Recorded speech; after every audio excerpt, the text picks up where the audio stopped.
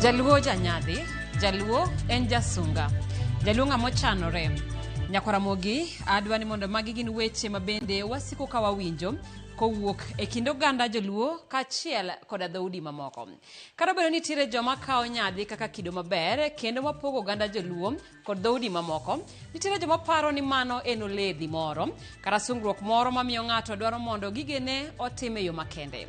Gin weche ma igi otudore kendo tuere Nyakaramogi. Omiyo chakre kawuono wabiro bedo kod chenro mar nyadhiwa ngeso ka ngeso saa 3:30 mar otieno. Chenro mapedho kit nyadhi mopogore e kind oganda luo. Kik to kora mere konga. Asewacho mathoth kara mana kotini narwako mondo alisnu godo wi nyadhiwa we agole mondo adoge tich. Chenro mar nyadhiwa biro nu tok weche manyien. Mokwongo wachako kod thuond weche. Tumehangaika sana hadi nilikuwa nimeshaluzo juu shule nimeenda ikashindikana, nyumbani imeshindikana. So hadi nilikuwa nimeanza kutafuta kazi huku nje. Madhi dwe achiel nyaka ne jopuonjre mag grade 10 donje school, jopuonjre mapod moko pacho kwayo kony mar somo. That panga is a dangerous offensive weapon ambayo ikigonga mtu inaua. So wewe unabembeleza maisha, upoteza maisha. Wewe gonga mtu chini. Bana bembeleza. Hiyo tutafanya wazangu. Hiyo hakika.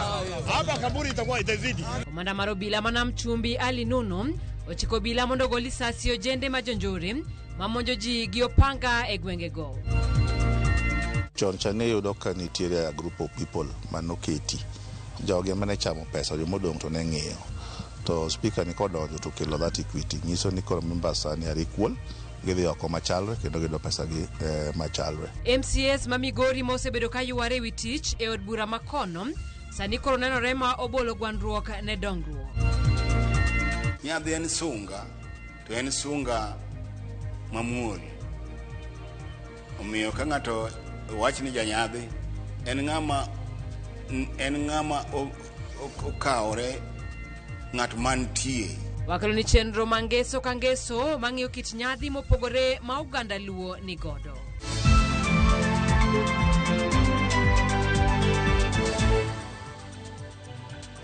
Machiegni Nyakaramogi tudi kodwa namba mar ote machuok na 3:600 bende miyo wapachi kanyo ni to kaka in iparo ni nyadhi en ang'o to ng'ato wacho ni ng'ato janyadhi mano ofulo nade. Kao kamano bende inyalo loso kodwa mbui magwa mag oganda mano Ramogi TV e mbui duto mag oganda. Kao kamano machiegni nyinga Simfrozo Kinda jaloko marwa en Belinda Phillips.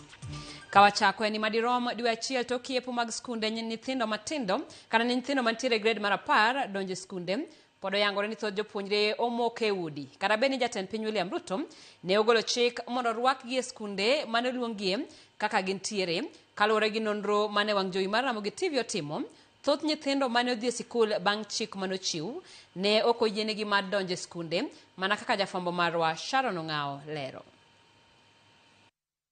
That no child should remain at home because they do not have school fees. Every child, wawe na school fees, wasiwe na school fees. Wawe na uniform, wasiwe na uniform. Waende shuleni. Mano e chik mane jatend piny William Ruto ochiwo ne jopuonjre mag grade 10 mane pok odonje skul kaluwore gi midhiero mar omenda. Bang' mano, nonro machiegni ni mane otimo kod migawo mochung' weche mag somo ne oyango ni thoth jopuonjre mane moko e udi ne osedhi sikul. On behalf of the government, that all the grade 10 students have reported to this school. Kata kamano, kaluwore gi nonro mane watimo, chal ka gima thoth jopuonjre pod odiwo e udi, kata bende ne osechiw siem ne jotend jopuonje mondo rwakgi kaka gin. E kar dak Manyamasaria e kaunti ma Kisumu, warado gi Jacqueline Achieng', miyo manyare mane oluonge skul sekondar manyiri Masega pod odiwo e ot. Koro kana dhi e skul to nowachna ni fee nyaka chul mar first term en siling 20,000, uniform bidwaro mar siling 16,000 mano nyaka chul e skul.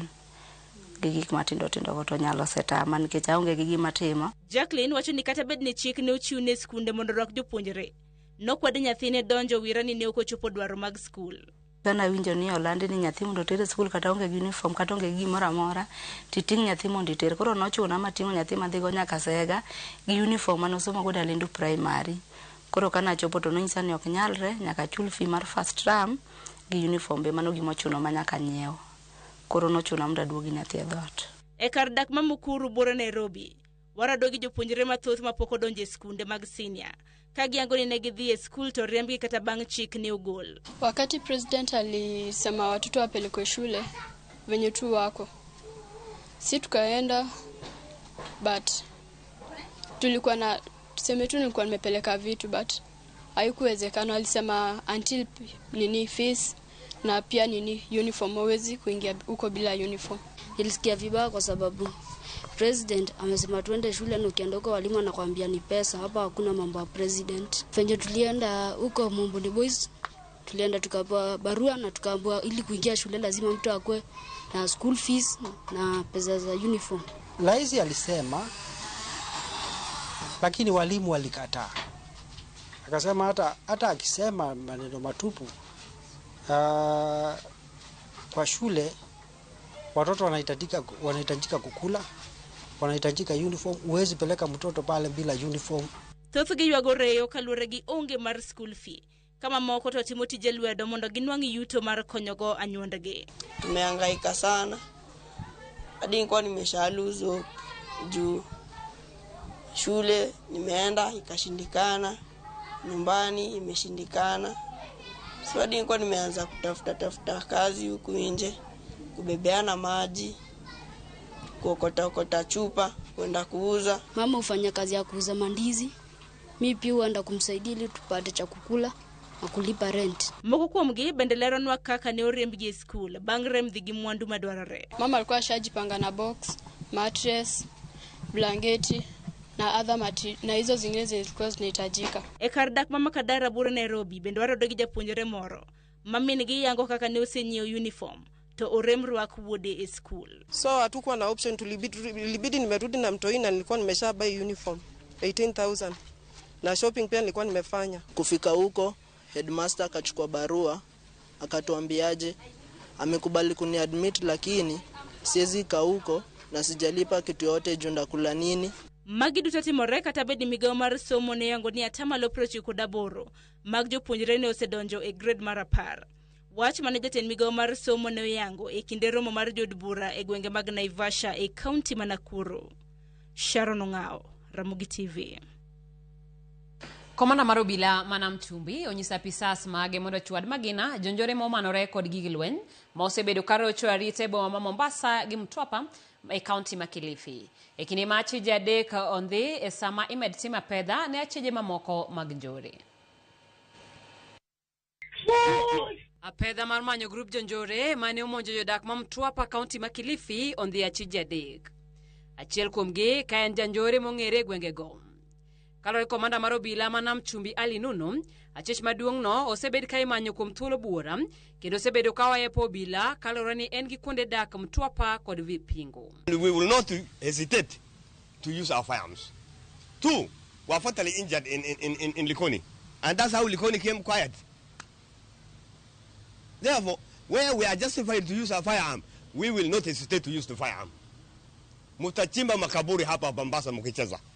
Sita bembeleza na sita cheka na hii watu. Because this boy was given a bond of 10,000 shillings by the court. The mother is in Saudi Arabia. And therefore, he is operating at his will. Court committed offenses here, there, jumping bails. We cannot allow this. Meko mara chijegi en fuongruok kalore gi obila, kendo gikonye nonro kod mako jowetegi magitiyo godo mapoko maki. Obila wacho ni nyaka sani achijego osekonyo miyo gi nonro mabiro konyogi e mako jowetegi mamoko. E apedha mane otim, simbegi, mwandu mopogore kod gik lweny moting'o panga, nyasore kod opande mag joma ne gimonjo ne oyudi. Lucky enough, 2 complainants have come forward. We have seen about 8 identity cards here. These are victims of either robbery or stealing from a person. And 2 of these victims have come forward. Imonjni manager ritni apaya e biashara e boma Mombasa neno ka itongo kod opanga kod kweth joreni. Achijari osemaki nyaka sani ka achiel moro to pod imanyo kod obila ka gikwayo achije mondo chiwre gi wuon kapok ondhigi. And 1 is on the run. The jacket one of the attackers was wearing has been recovered. A banger which had the blood stains was recovered, and the victim has been doing well. He was discharged this week, early this week. Magitimore sama komanda maro bilano ochika pisas mage mondo goli sasi achije moyode ko manore kod giglwen. We are coming for you. So you have only two options, as normally say. You desist and accept salvation. If you are not going to accept salvation, the second is move out of the entire coastal region. Medruok mar njore gwenge mag Kikuyu, kaunti ma Kiambu, koro medo kelo luoro e kind jodak makono. Jabiro sani koro dong' kod hinyruok tok kweth jonjore mar jauchiel monjoge duka mar uso kuong e wang' apaya ma Muhuri, Kiambu, juma mokadho. Karo kod jogo mane omonji, jonjorego mane oting'o bunde ne ondhi achiel kuomgi kendo jwang'e gwenge mag Juja, kama ne orese kod obila ma Kikuyu seche 3 tok monj makamano. Joyce Oduor ni kod ler mathoth. Kadho e apaya ma Muhuri, tipo magwang' dede mako jagoni kaduongo dhot mar kar uso kuong ka wuondore ni en janyiepo. Iyawne dhot mondo ousne, to kanyo ema jowetene moko 5 biro apoya nono kendo donjo e dukano ka giting'o bunde 2 kendo gichako goyo jonyiepo mamoko manitiere e dukano. Jonyiepo kaachiel kod jotije mag kar uso kuong'no itweyo lwetegi kod tiendegi ka jonjorego kwalo gimoro amora ma gichwo e wang'gi, obed kuong', simbe mag ong'we yamo, laptops kod pesa. Alafu so wakaiba simu, kulikuwa na simu 2 hapo ndani, kulikuwa na simu zingine 2 za marafiki zangu wenye walikuwa hapa, wakaiba laptop, wakatunyang'anya jewelry kwa mkono, saa, bracelets na nini. Alafu kuna customer walikuja pia wakaingia, wakaibiwa simu zao 2 na pia wakapigwa. Tokwa logigo, jonjorego nenore ka wuok kod achiel kuom jogo mane nitiere ei dukano ka otwe lwetene. Gidonjo e nyamburko 2 kendo kanyo pod gidhi mbele kod sando jagono. Baadaye wakanibeba, wakaniingisha kwa gari na waka speed off. Kiresist walinichoma na lighter, cigarette lighter ile ya gari mpaka nikawapea pin. So waka withdraw na baadaye, so wakiwa wamenifunga tu, wakachukua simu yangu wakaanza kupigia contacts. Wanapitia contact list, wanaanza kupigia wale watu wenye nimesave kwa simu. So wanawaambia wanahitaji 100,000 na ama waniue. Sasa hizo wameniwekea kitu hapa kwa tumbo, inakaa screwdriver, so wananidunga. Ndio ukisikia ninapiga nduru ama ninawika, ndio utaweza kutuma pesa, unajua ni agent. Joma moko mane owe ei duka mar uso kuong'no ne oresore kendo goyo simu ne obila ma Kikuyu mane ochako chenro mar manyo jago mane jonjore odhi godo. Jagono, jonjore ne ojwang'o e gwenge mag Juja tok seche 3 kama bang'e ne orese kod obila mane manye kendo tere nyaka e osuptal. Na hofu sana, inabidi tufunge mapema kabla hata giza iingie, kwa sababu sasa hakuna security kabisa. Hao watu wamekuwa wengi na wana terrorize, na so tuna hofu zaidi. Obila mago kwa chikich ma Kikuyu koro timo nonro ewi monjno ka giwacho ni gitimo apedha ne jonjorego mabende osebedo ka timo monje gwenge mag Kiambu. Jogo mane omonj e duka mar uso kuong' ne olalo mwandu manego giderom 500,000 ka bende ne gidong kod hinyruok. Joyce Oduor, Ramogi TV. Moko mjokanyo mag duond bura mar ODM e bade mabusia ochikore mabor kod romo michano bagi e bomano kiny. Romo midhi telie kod gavana ma Siaya James Orengo, seneta ma Nairobi Edwin Sifuna kod seneta ma Vihiga Godfrey Osotsi. Kaka ifinya kidilero giwacho ni ogai mar ODM maging'eyo en mano buru Oginga kendo mano ema gibiro luwo yo mare. Ifinya kidi miyowa mathoth. E kinde twak margi kod jofwambo, jokanyo mag duond bura mar ODM e kaunti ma Busia owuok mager kendo wito oko paro mar bago romo mar duond burano e boma ma Busia. Romo makamano ichano bag kiny kotele kod gavana ma Siaya James Orengo, seneta ma Nairobi Edwin Sifuna kod nyawadgi ma Vihiga Godfrey Osotsi. Giwacho ni onge duond bura mar ODM machielo maging'eyo kopogore kod mano mane mosenindo Raila Odinga noweyogie. Mimi nataka kuambia hao waheshimiwa wenye wamepanga hiyo mkutano ikue kesho. Sisi hatuna chama inaitwa ODM asili, hatuna tangawizi, hatuna chameleon. Sisi tunajua baba Raila Amolo Odinga alituacha kwa chama cha ODM. Na alipoenda wakachukua ndugu yake youth leader Senator Oburu Odinga. Hiyo chama enye Sifuna iko, hiyo ni lemon, hiyo si machungwa, hiyo ni chungu sana. Haitujui, hiyo ni ndimu. Hakuna mkutano kesho ambao wamama wataenda kuhudhuria. Tena naweza kusema ya kwamba hapa kwa Busia County tuna chairman mmoja ambao ni Wonya Lego, Paul Nyongesa Otuoma. Huyo ndio chairman wetu ambao angetuambia twende right tungeenda, na hajaongea, hata hajui. Hiyo jambo ambao Sifuna na Orenga analeta hapa wapeleke kwa makaunti zao, kwani wanaishi wapi? Gimedo bende ni nitie jokanyo mamoko mag duond burano mabagoromo manyalo kelo pogruok kod tungni e duond bura mar ODM kendo rocho chenro mag duond burano pachuka. Sifuna ni secretary ambayo tulikuwa tunaheshimu, but mimi namuomba awache ku create factions kwa chama ya ODM. ODM is the largest party. Na ODM ikianza kuwa na factions, they are weakening the party. And we cannot allow the party to be weakened, because sisi mahali tumefika kama chama ya ODM, mahali baba aliacha, ikiwa na factions alafu ikuwe weakened, tutarushwa kule nyuma tena tuanze kungangana vile tulikuwa tunangangana. Let them solve their differences as leaders such that sisi kama viongozi hapa chini tuwe na kasi rahisi ya kuunga chama mkono. Jatend rawere duond bura mar ODM bade mabusia Austin Juma owacho ni girito gino maogai mar ODM Oburu Oginga biro wacho mar ni mano eyo magibiro luwo. Juma bende okwedo chal mar tiyo marach gi rawere moloyo techwalo lweny. Tumeambiwa kwamba wamejaribu kuuzia vijana wengine uoga. Wengine wanawaambia siji watengeneze mambo ya violence. Sisi kama vijana hatutaki mambo ya violence kesho. Na kama kuna mwenye anapanga kutumia vijana kwa mambo ya violence, sisi tunakemea huyo jamaa, kwa sababu sisi vijana tunataka amani, because Raila never taught us violence ya kila siku. Baba taught us kama kuna issue, people sit down amicably and resolve the issue. Mage timore kodong mana seche matin ne romo makamano ka jokanyo to makochung motegno ni ok gibi yuoro romono. Efinya Kidi, Ramogi TV. Komiti mar keto e tim report mar NADCO oduoko jagoro maduong' mar ODM Edwin Sifuna kagiwacho ni tich mar keto e tim report mar NADCO en tij od bura, migepe kod bed migepe mag sirikal ma ok gin. Kotene ko jakom margi Agnes Zani, komiti no lero ni tijgi en mano ni migepe ma onego ketie tim report makamano otimo tijgi maonge leo e kinde ma jopiny onyiso luoro margi ni report mar NADCO kidek mako buru e apise mag sirikal mana kaka ripode mamoko mokalo. Kristo wino nigi ler.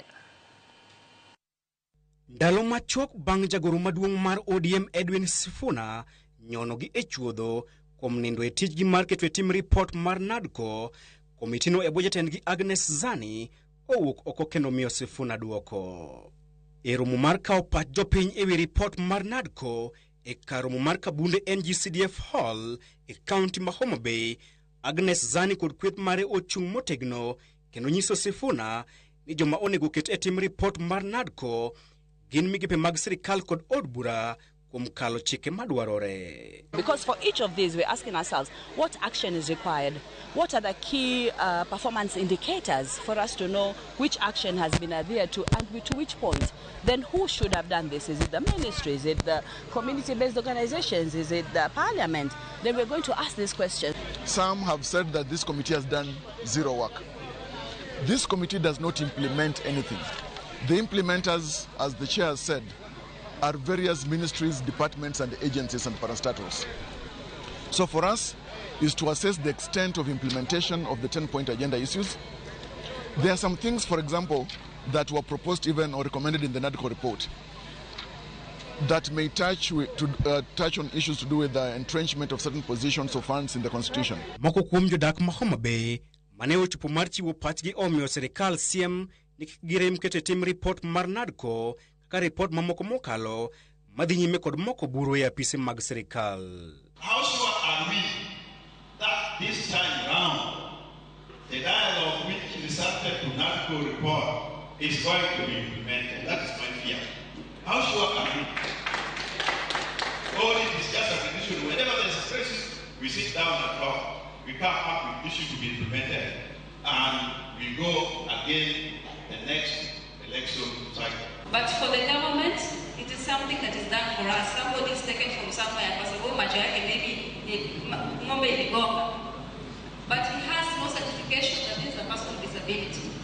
Give us opportunity to do a lobby with the government so that at least we tell you the person that we want, because that is the person who understands the pitch, being a person with disability. There are some things, for example, that were proposed even or recommended in the NADCO report that may touch on issues to do with the entrenchment of certain positions or funds in the Constitution. That can only happen after a referendum. And some of those things that may not be implemented by 7th of March, according to our assessment, will put forth very clear recommendations to His Excellency the President, to Dr. Buru Oginga, on what needs to be done to ensure that the various 10-point agenda issues are fully implemented. Jopiny bende oko pando ichwang margi ewi kaduol mochung'ne kedo gi mibadhi EACC osebedo ka kedo kod weche mag mibadhi e yo mandhem. I suggest that our corruption fighting machineries should be left to do their work, and anybody found culpable be punished, even if it means life imprisonment, even if it means firing squad, then that one will be a very big lesson. Romo mar kao pa jopiny koro ochomo e kaunti ma Migori chieng' wuok tich juma manyien.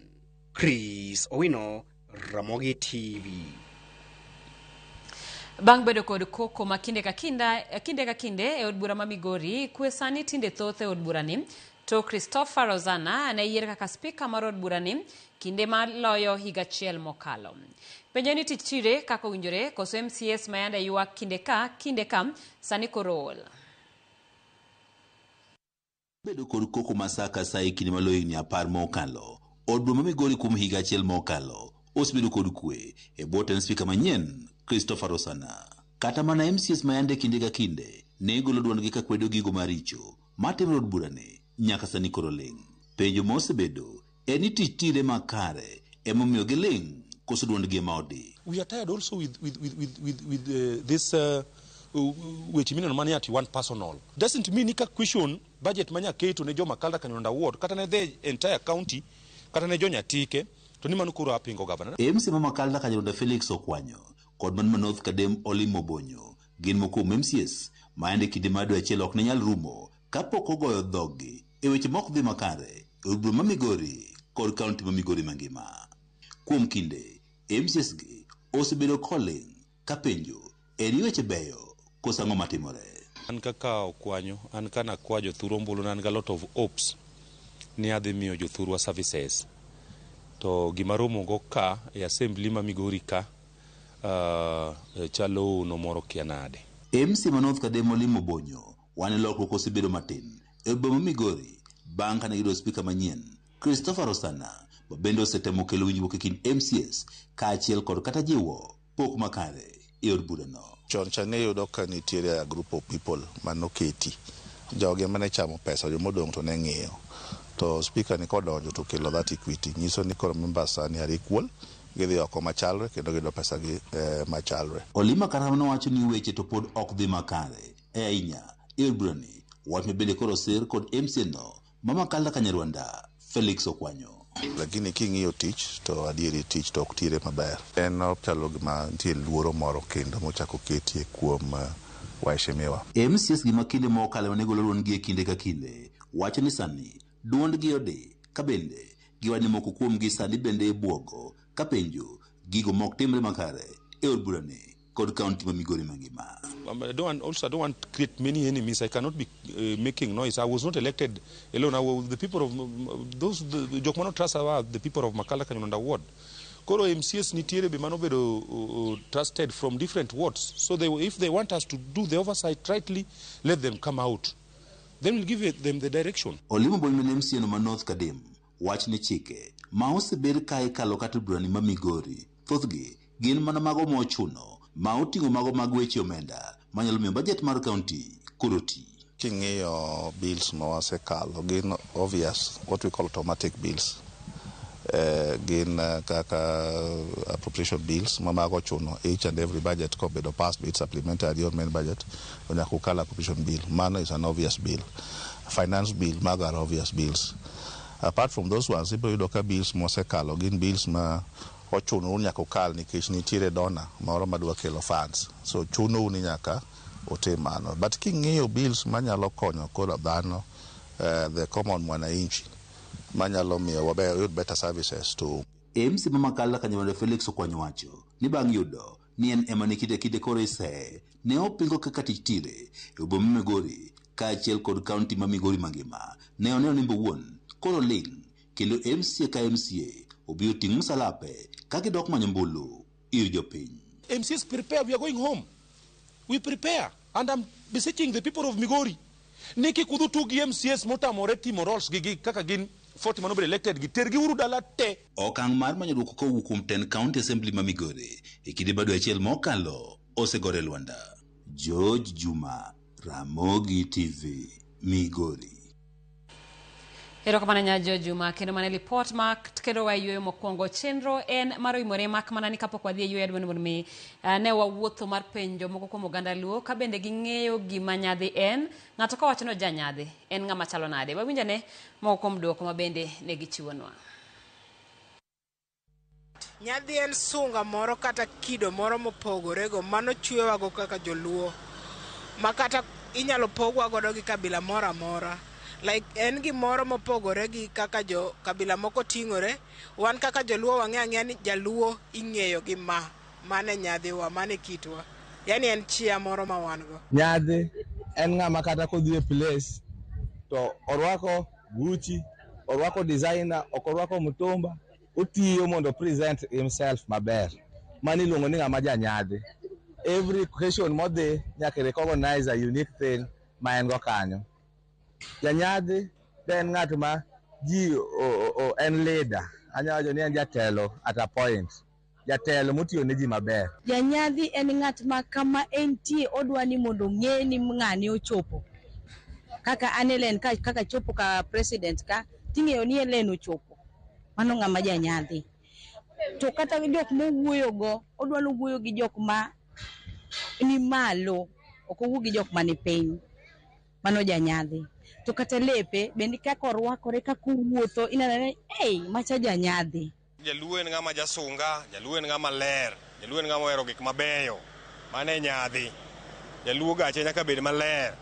Jaluo ohero ot, dak kata e od 100,000. Mano e nyadhi. Yudo kata ka koti korwak to nyaka tai bed kuome. Opogore gi kabila mamoko, jaluo nyaka go wuoche rangi. Nyadhi en sunga, to en sunga mamuol. Omiyo ka ng'ato wach ni janyadhi en ng'ama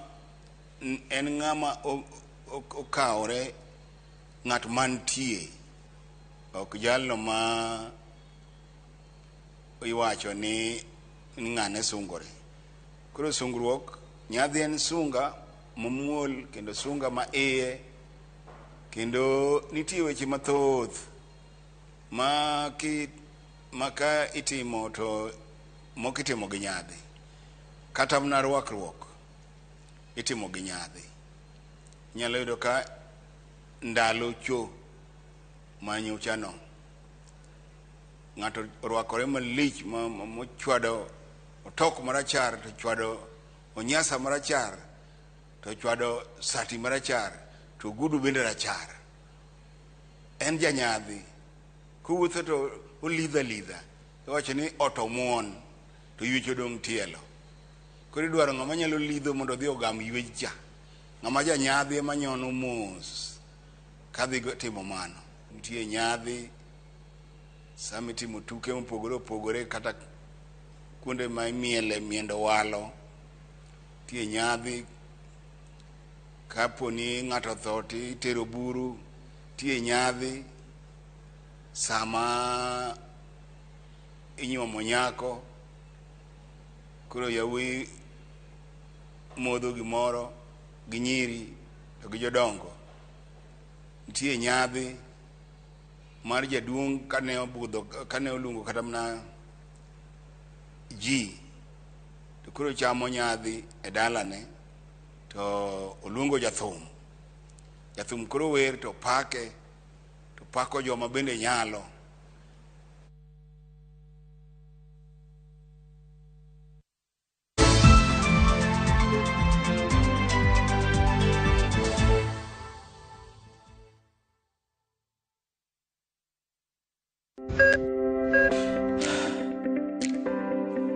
E chuny ogandawa, ngima mar del en mwandu maduong'ie moloyo.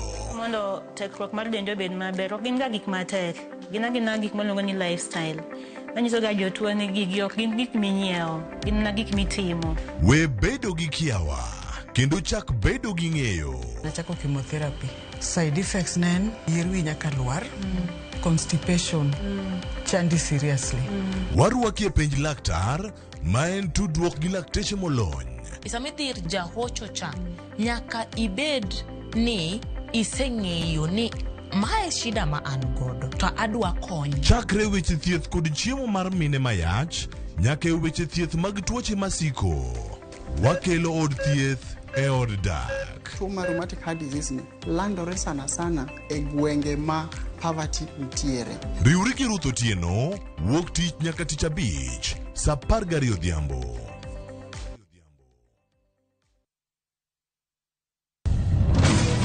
Be ikori mar dok e pacho, kama sigendni ilero gi mor kod sunga mar luo.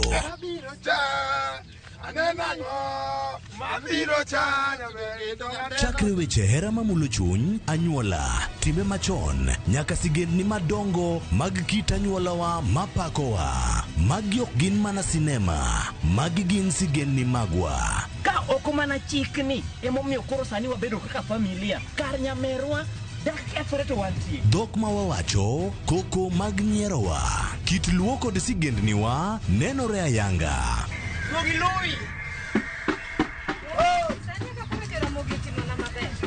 Winam Cinema, Jumapil ka Jumapil, saa 2 kod saa 4 mar otieno, mana e Ramogi TV.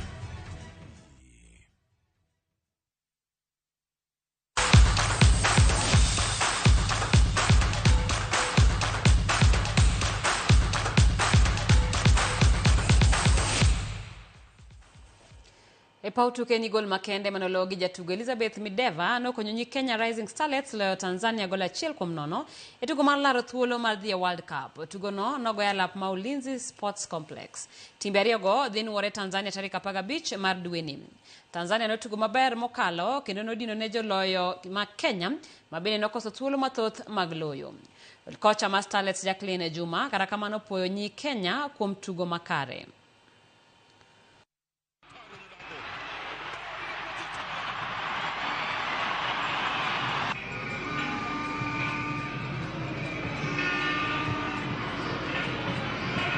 Kushoto huku Kitaide anaopaisha tena. Plani yenu imefanikiwa kwa maana ya kutuweka katika uwanja kama huu ambao hastahili kucheza football katika level hii, kwa sababu Kenya mna viwanja vingi vizuri, lakini yote kwa yote mechi haijamalizika, mechi imeenda Chamazi. Tulikuwa na approach ya kupata matokeo sare ama tupoteze kwa margin ndogo sana ya magoli. So tumefunga goli moja bila, so I'm happy kwamba I'm sure tunakwenda kurudisha ile goli moja na kupata matokeo mazuri. Tulikuwa home, tulikuwa tuna chase for maximum point. Tunashukuru God tumeipata. Ijakuwa game rahisi. Tanzania is a good side. Majority of the players wanacheza senior team, walikuwa WAFCON na senior team last year. So for the girls, they've done a good job, and looking forward, we have something to protect, we have something to defend, so we'll still work harder.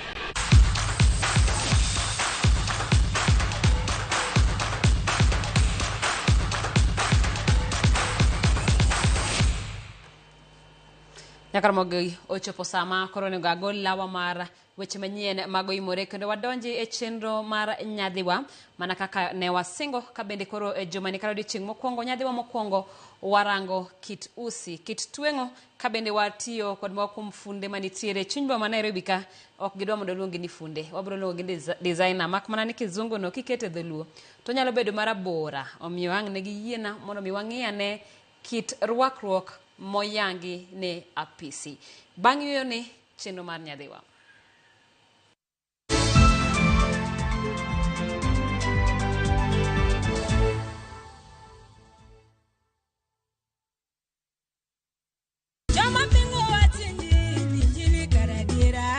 Kar chakruok, wach ne nitie.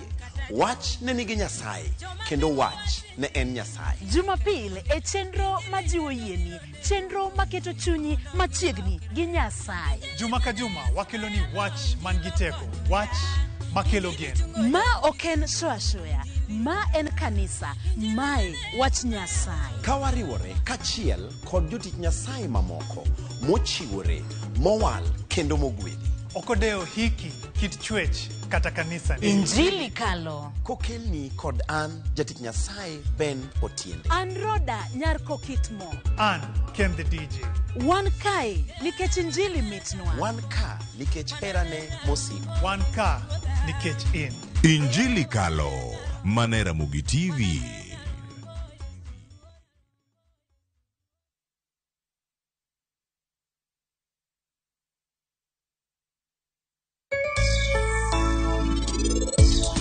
Anadok Chandigarh kae chuth.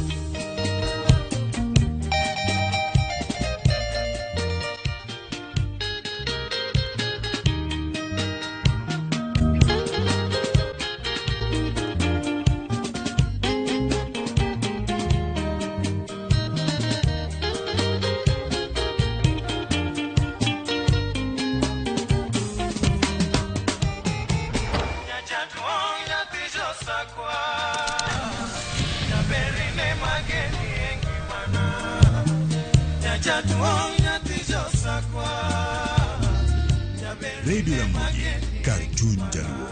Radio Ramogi.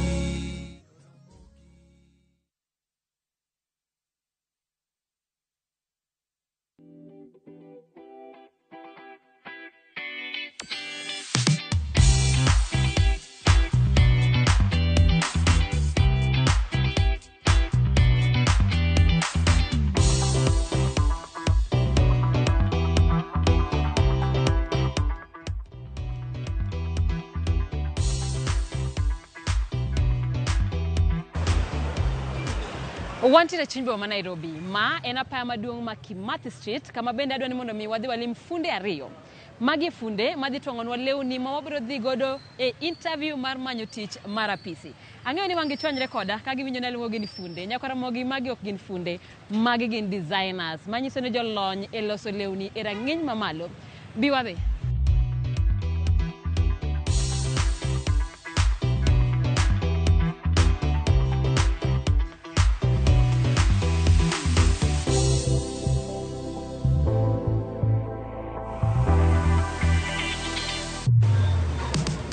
Hi Dogi. Hi. Mambo? Poa sana. Mingi. Hi. Habari yako? Karibu. Umefika wapi? Just filling in details kidogo then see fundi, yeah. Uko na idea what you want? Not really, but just a corporate suit. Yes. Okay, kindly have a seat. I let her know that you're in. Okay. Yeah. Okay, so thanks. Thank you.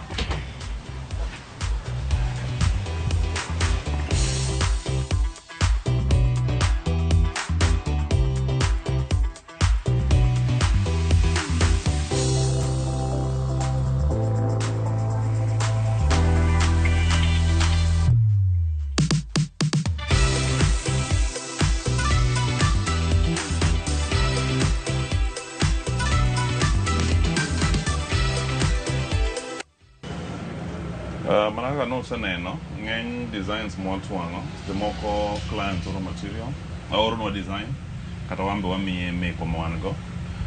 Manges materials mwango kaka gineno kaka sani kawuono wan gi client mobedo batha. No biro ni odwaro lao interview. To design be no se oro chuth. Fwenyo ni en sude mokwongo, to ng'eny ne ken suit mokwongo. An ng'ama wachoga ni chak gi the basics, kapok idonjo ma complicated, kech ng'ato biro ka, okirwako ga suit, tidwaro stripe, tidwaro checked, ng'eny ne wachoga ni chaka mayot monde, giminya rwako from time to time. Koro nikech en sude mokwongo, ng'eny ne mae sample book manigi colors mang'eny big plate materials 100% cotton to gine awacho ga ni entry level ng'ama dwa chako rwako sude nikech function mawacho ni en mana job interview ng'enyne en either navy blue wan gi shades mang'eny mek navy blue black base recommended kuom shade mwan go kanyo go black base recommended koro kaka en sani adwa mana mondo wapime law ma black nikech noseorona sample gima odwaro mare ni en straightforward noseorona gima odwaro mana suit ma black details mar suit no en 2 piece and koti gi long buttons and buttons ariyo normally onge tiende loro mapiny ni samerwako 2 piece button samerwako 2 piece suit manigi button ainane ng'eny lepo gin fitting we are known manigi mong'ewa for en law ma fitting so next koro measurements gima odhi kawo nikech material waseyiero nodhi kawo black to ng'enyne warekod gima wawinjore gi client gima customer dwaro kasto wadhi next wakawo measurements gi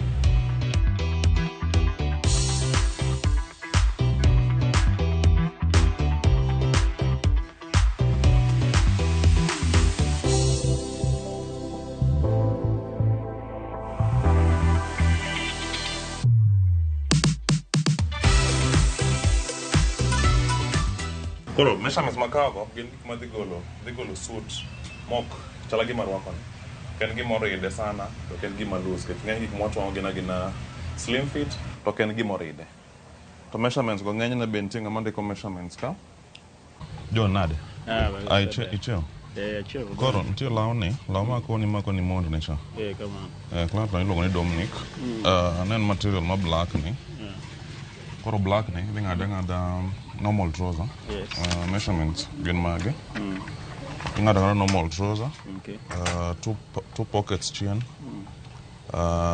lining ochop knee length lining odhi nyaka knee to en koro kitiko long to ng'ane Victor ditwang'o Victor dhi kawo koti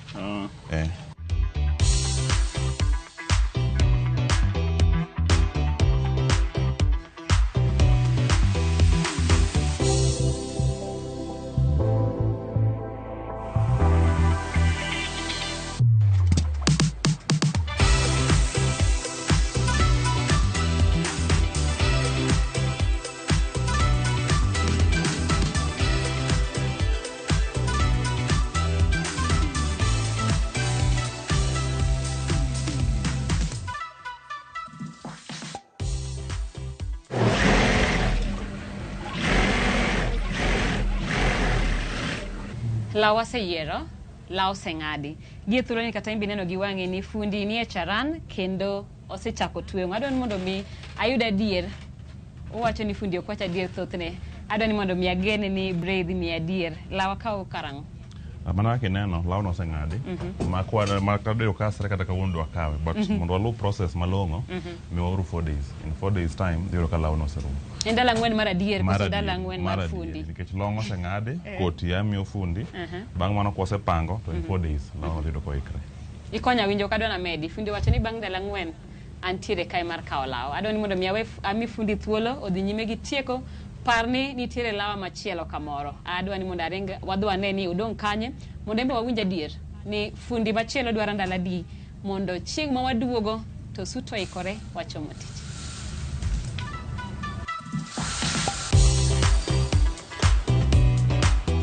fundi ninte mayudi tek ing'eni mabiro na kamera dek kawuono Antie kaendi kae mago e tich koro anytime ibiro nyaka yuda karibu sana ichako higa maber achako higa maber adwaro law sa tin actually onego bene akalo adhi kamoro mondo mi ipima and the event next week okang'eyo ni dhi manage anyalo manage yes koro adwa ni mondo mi itwang' na law adhi e office idhi office mokwongo kapok adhi mabor fundi ok dwa ni luongi ni fundi in fundi koso in designer an actually an fundi stock designer mangiso ni asomo tweng'o mane momilongo ng'ato ni fundi en janyon charan yes okay asomo tweng'o anyono charan at the same time anyalo goro ng'ato anyalo ng'e design manyalo donjo gi ng'ato maber kamano koro kata kaluongi ni fundi onge wach aonge wach adhi e interview mar office koro pok pacha pod temo ng'iyo nikech sabe tin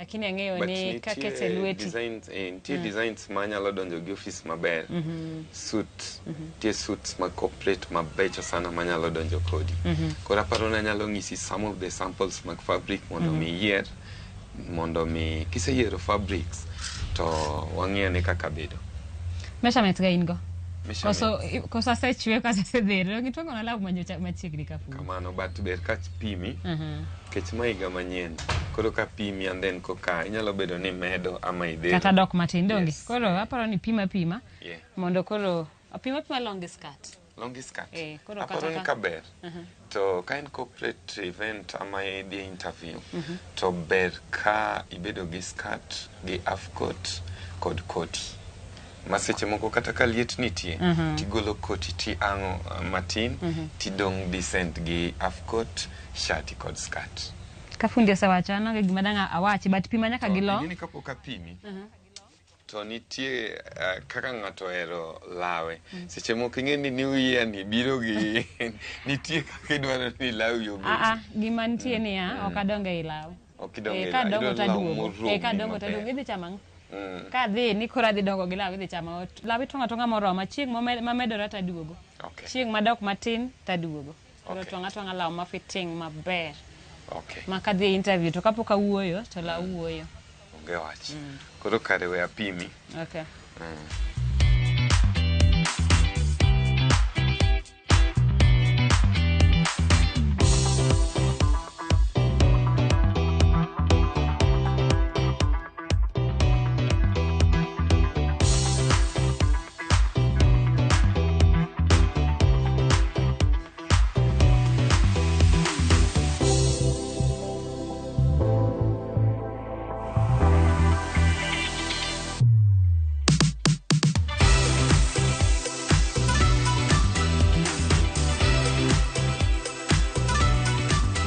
koro asetieko pimo gima dwani mondo mi wawinjre nyakwara mogi kaka nasewacho ni lawa itwang'o mafitting kane watindo mama wa bene fundi to mama ne twang'o ni lawa minya dongo go higni 5 koro adwani mondo awachi ni en noyire nikech ne gi nyithindo 8 kawuono ni katwang'o lawa tadwani mondo mi atwang' lawa moroma lawa ma sama dhi to ng'ato ok weni jomoko dong' bang' koro adwani mondo wawinjre kopogore gi saa mikawe lawa kuonde ariyo gi mafundi ingiso fundi winjo ko wacho ni hips 31 to ko twango to ngiso fundi ni medna inch moro achiel keke medi ni wan jolony na chako ngisi ni an jatwengo kendo an designer koro riwa koro ngina riwa gi ma onge mistake manyalo timore ka an makaka pimi adhi twang'e kendo ma design lawno dhi wuok ma perfect ma chieng' mibiro pime ande tinde ongo kora mag funde nikech kitimo mano bo chiemo kanye chieng' maduogo ka tingo panga kosaduogo ka law ni ready kika tingo gi law duogo ki smile kendo gimoro amora dhi bedo maber orna mana idongo nango prompt mondo wanere kaduogo kamano ero kamano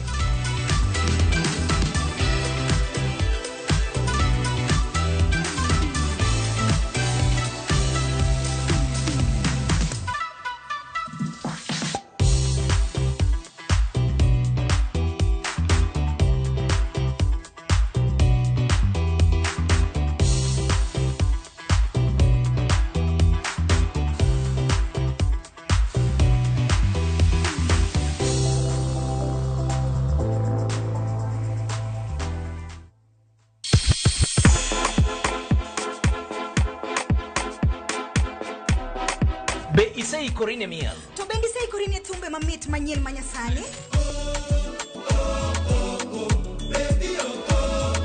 wakelo ni mixes manit kabisa kod miel manyasani and of course ngeso ka ngeso nyaka mngajum chakrisa mwena nyaka sauchieza cheki melanin top imeweza and of course hilo bwana General N Londa Kumar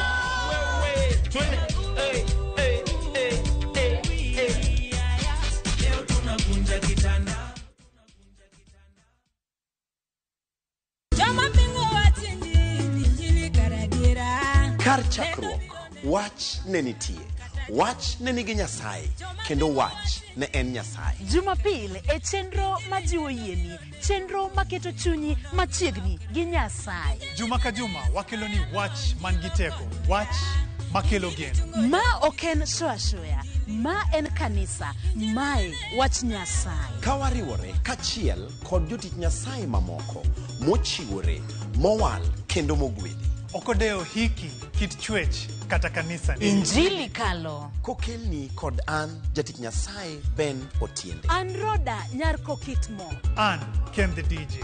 Wan kai nikech injili mitnwa. Wan ka nikech herane mosiko. Wan ka nikech in. Injili kalo mana Ramogi TV.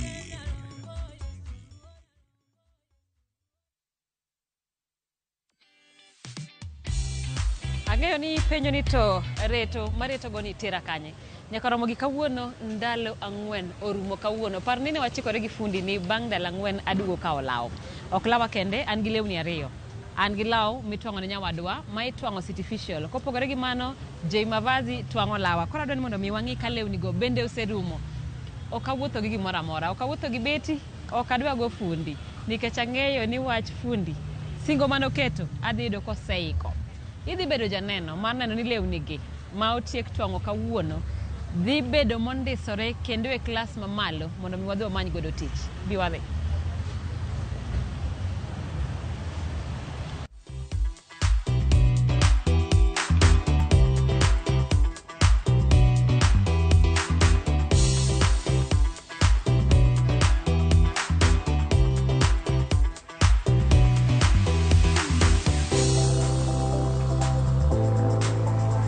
Ma emiluongo ni fast fitting, yani mae okang' mokwongo mar wako long ni tok fundi twange. Adwa ng'iyo, already kineno borne en kaka nopime. Ma aparo ni fundi opima to tiyo gi measurements. Samoro fundi pimi tipenjo ni yawa. Measurements mana chiwo kama ne fundi otiyogo koso ne otiyo gi meke moko. Aparo ni kinyalo ng'iyo kanyo to long oromo ma ok mede ng'ato. Mana kaka nangiso fundi ni ok adonge I law. Chieng' madongo taduogo. Wang'eyo ni koti kapok apako fundi makalo. Koti gin 2. Koro mae akeni iluonge ni waist coat, akeni iluonge ni half coat. But we arwak ma. Mondo apak fundi kasetieko. Ya koso tin. Odhi roma. Ma emirwake iye. Apani tijni to koro tich aseyudo. King'iyo law kende to tich apana aseyudo. Bas.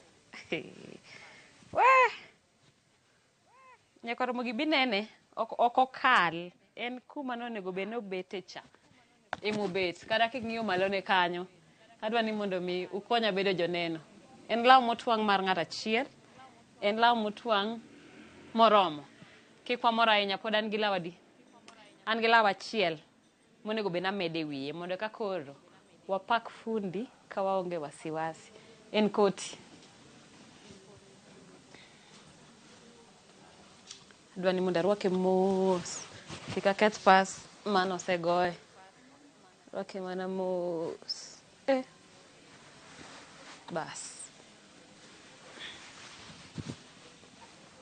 Ma ema koro iluongo ni 3 piece.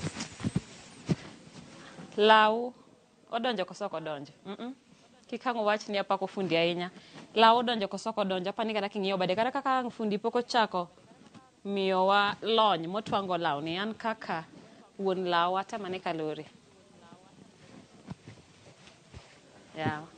Kata kiwacho adier aparo ni nitiere pogruok e funde ming'eyo gi fundi ma kawuono wakelo. Aparo ni nyadhi mar lawno kapok ago mbaka mar nyadhi mar lewni ma kawuono wabiro ng'iyo. Mia Max. Mi fundi Max. Adwa ni mondo mi wawuo kode mondo mi olernwa ni to lawni kapo ni achopo e interview kiny to ng'ato wacho ni lawni ok mare. Ere kako biro lero ni ma en law motwang' gi George J Mavazi tok fundi machielo. Fundi. Antie. Wakwonga kaka weche Odiso suit, koso suit emonde so watch. Wuoche ndi si maber ahinya. To imbi the interview? An? Ma antie on a normal day. Pile kama kaka irwakori? Kama kaka rwakra. Be yini be mi thuolo mar nyono charan? Anyono maber ahinya. Nitie gimoro ka ok adwa ni nitie joma wacho ni kik imul ng'ato. Nitie gimoro kama silver. Adwa ni mondo me wakwong wang'is udi moni nikech naparo ni kawuono an ema natwera. Ayudo ka ibiro kipogori nyisa ni gima nitie gimirwako ka kimulo ing'e maber nitie gimoro miketo ka. Ere kaka an maloso law itweri to an kik atwera. Koro nyako chak nyisore kuoma mondi. Ma awach ni ing'e ni kirwako suit ok onego bed that boring. Ting'eyo ni an jaluo. Ok onego bed oka nyaka pogre gi funde. Nitie gima pogowa. Suit en suit lakini nyaka bed gima pogo. So wacho ni detail. Detail. Nyaka imede gimoro matin e wiye. Detail kod structure mar suit. Suit ok en suit. Ka en gunia ok en suit. Finishing karach. Lawno ok dhi neno to kata dhi interview. Tibiro ka ichako ng'e appearance mari. Kaka itimri nade, kaka irwakori.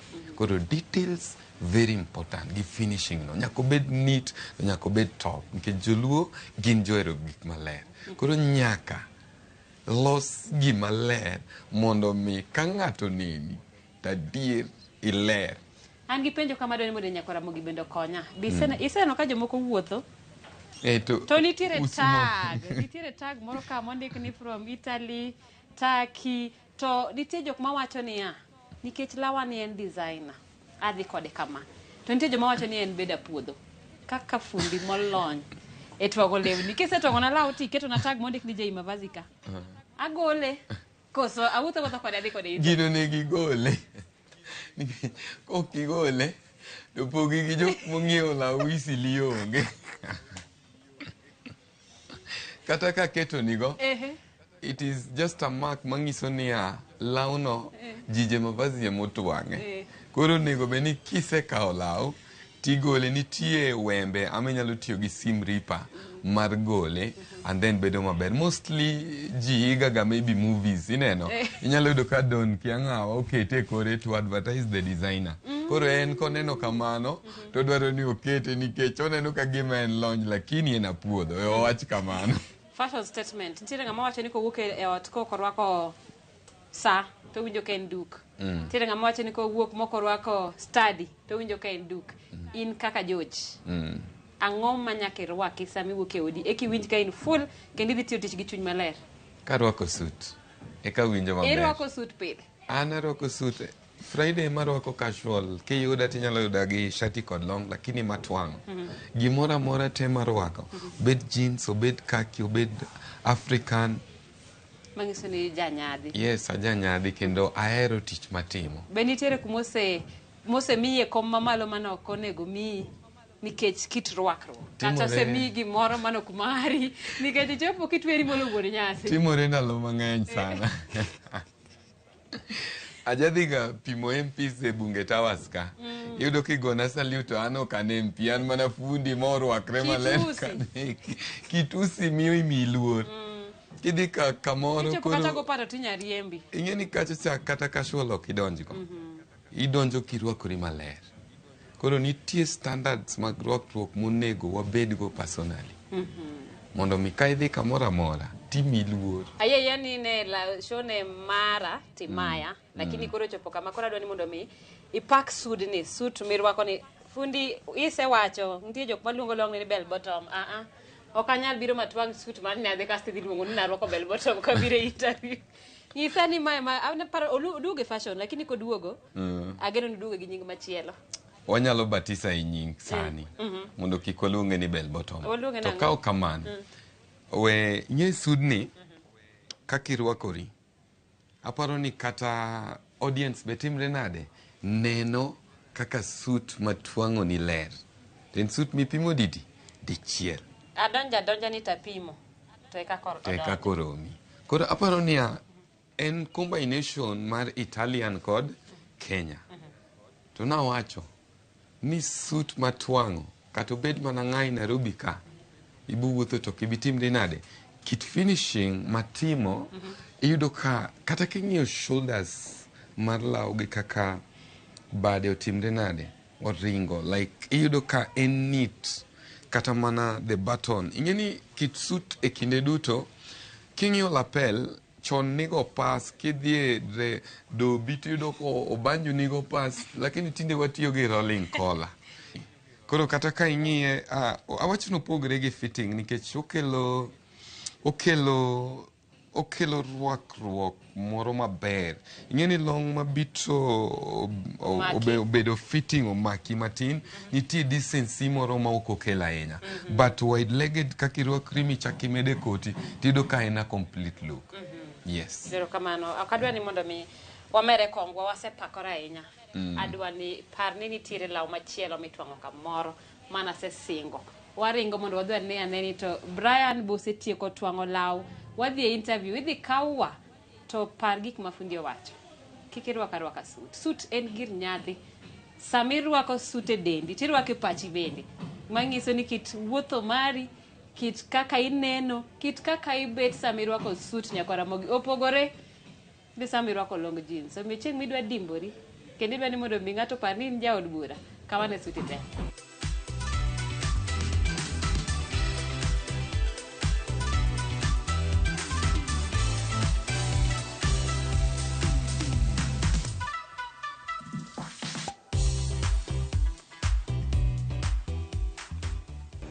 Mambo? Intiere? Antiere. Wende nosedonjo? Osebiro. Actually, nyalo join. Sawa. Karibu. Erokamano. Hey guys. Hello, hi. Un maber?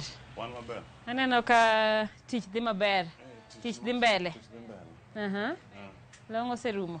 Koro nyalo mana tieko rwakruok nikech sawa tin mondo wadhi mbele gi safari. Okay. Ehe. Sawa.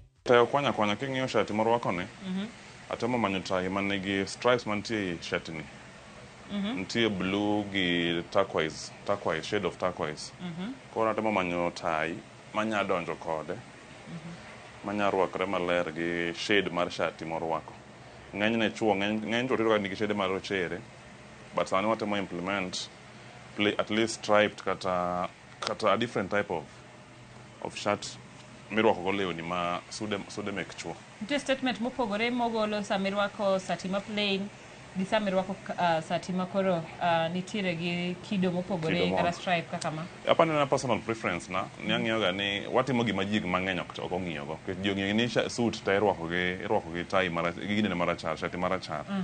But aneno ga ni sama aketo client ga morwako gimopogore gi ma ji ong'iyo go. Koro ino ka osiepo ni kata client ni koro the meeting kata interview ndo ino ko nitie lokruok kinde kaka nwachako kuma wachope. Ma koro nyadhi. Mano koro nyadhi. Wuoche makoro bro mede wiye to tich orumo to dhi e interview. Koro wacho ni kapo ni interview ni ng'iyo mana kit law mar ng'ato to osekawo tich gokinyi. Ng'iya gi wang'. Ne fitting mar law. Ing'eni gima pok iwacho ni ma fast fitting. Odiochieng'ni ne marwa. Yes. Wan ema onego bed ni wadhi timo interview. Okay. Ok ang'eyo gimomiyo ipiem kodwa. Ok ang'eyo gimomiyo imbe ibire tiji. Tineno ni mondo mirwakri machal kodwa. Iwacho ga ni kuma itiye michieme. Koro mara ni nyaka cham stock mondo nyaka cham stock. Ka chamo stock ni e kinya ng'e ni gimotimo en gimolon. Kech lawa ne gilawa dongi cham. Nyadhi mari wacho ni kapok iwuok e ot. An kapok awuok e ot ka po na chopo tich ayudo ka onge study. Tawinjo ka gima ng'ol. In kaka jasut kiwuok e ot ang'o ma kapok irwako ti iduogo kisechopo e ndara to wacho ni we adoge. Karwako law moko fit maber adok. Magi sori lawi nyaka. Ko ken fitting maber adok. Idok. Midhi lok law. Madhi alok. To idwa nyisowa ni e nyadhi mar rwako suit ka makosa mage.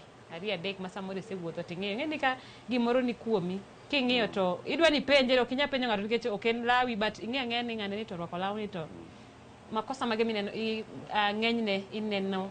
Ng'enyne sude chuo kata obed mana bei mamalo marom nade kata pesa malo marom nade to fitting ne rach law no cheap kata bed man ni ngiew e law kae twang'e timang'o nyaka bed cheap kech ng'enyne aneno ji nigi preference mar kata law ma imported kata law mong'iew but reality ok ni nitie richo gi law mobedo imported gima wacho ni kata imported no pod nyaka imanya to manya nyiso ni amany fundi koro los law no e measurements gi ageni jaluo ija nyadhi na en e rwakruok kech the moment ma wacho ni an gi sude 100 gi wiye to be wuoch an go 100 gi wiye do mano ko aseduoke mano ngiso nyadhi mar bedo fundi yes to be fundi ni nyadhi na mokwongo en nyaka rwakre maler nyaka rwakre gima kata ng'ato neno gima bor to ng'e maler ni gino kete paro to pesa kende no kete paro to paro en moko nyawacho ni in gi pesa no tiyo ng'ama mi paro mane kuma be wadonje mane kuma koro nitie stylist nitie wardrobe manager nitie fundi be e gigi te jogi te tiyo kanyakla mondo koro mi nyadhi mar jaluo ere nyawadwa aparo ni koro kaka warwakore ni ma 3 piece donge mano 3 piece ma 2 piece koro inyalo mana yiero gima nyalo teri e interview nikech aparo ni weche mang'eny gi gik ma ji timo ma samoro ok ber waselose wigi mak mana wang'eyo ni poni oluongi idwa bede e ofis suit kik itwang' kitenge kik imany lewni moko dhi ir fundi mondo losni suit maber iweyi mana ni samoro ne ok iduoko penjo maber kata iweyi mana ni samoro ng'ama ne gidwaro ne okin to ka en rwakruok kawuono tich wasekawo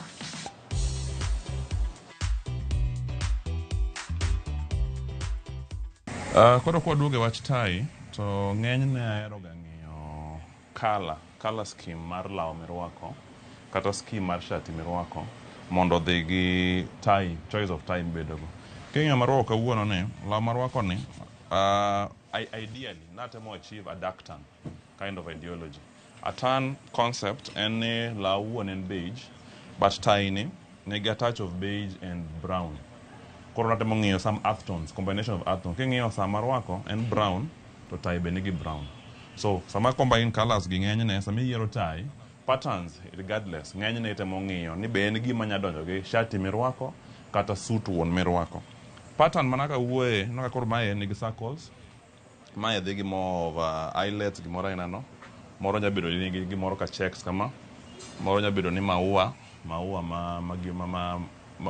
in terms of black gi blue tie ng'enyne I prefer ga tie mani colors ariyo kata adek miya yot mar style sama rwako law to mano be pod ok moni rwako tie ma plain kese moko nyalo ka sudi wuon busy irwako suit ma stripe suit ma checked ok moni koro rwako gi tie ma plain ka duoge sizing mar tie ma medium kech wan gi tie ma slim wan gi tie ma medium to wan gi tie ma madongo ka an atemo ga ng'iyo ni gini dhi gi body size ka body size ni wasim ng'ato kaka ja bust ja chest 50 plus ono be ni itemo sta kik bedo gi metwe ide gi tol kik obed ni dendi duong tirwako tie ma koro chala gi mirwako mana tol moro e dendi ka koro ng'enyne en mana balancing mar body type against type of tie knots gi sami twe tie tie nigi feature ma hold gi machla whatever excess machien ni nyako be a level mokal modonje ye ng'enyne iyudo ka ng'ato rwako tie to gimoro aina ne timore tie en gimoro achiel ok bed gik moko ariyo nyako bed ni aitack in tie ni maber mitwe miloke in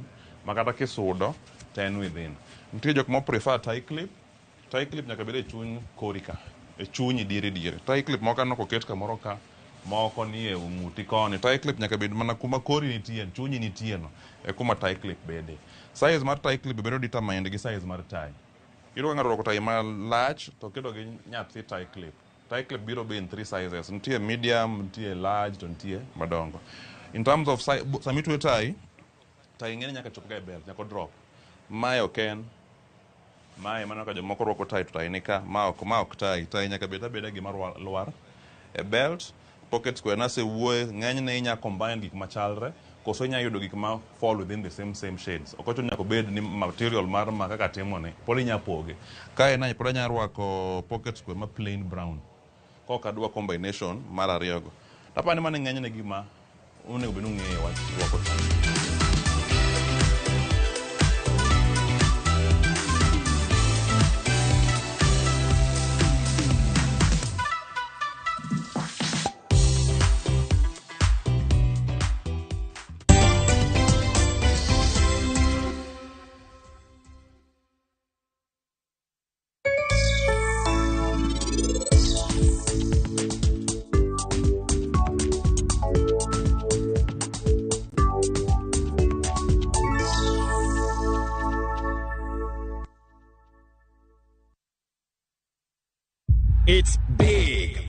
than you can imagine. It's massive. It's the biggest jackpot. Shabiki Super Jackpot sahi ni 100 million. Yes, predict 17 games na 99 bob na ujishikie 100 million.